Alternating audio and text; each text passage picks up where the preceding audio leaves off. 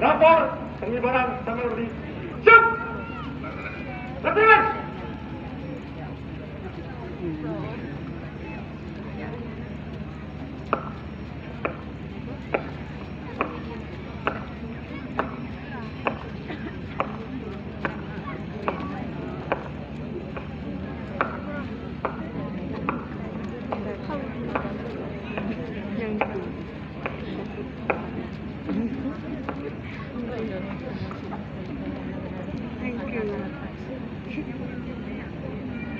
Penyerahan bendera merah putih oleh Inspektur Upacara kepada pembawa bendera.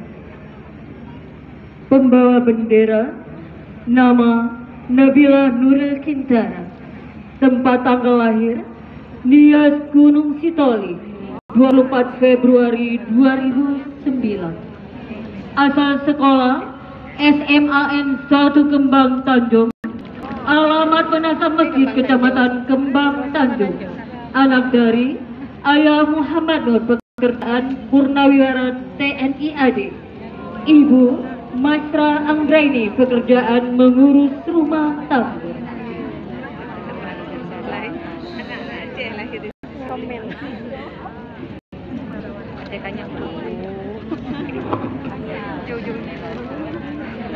Berarti dia kecil, dia orang banyak pindah sana.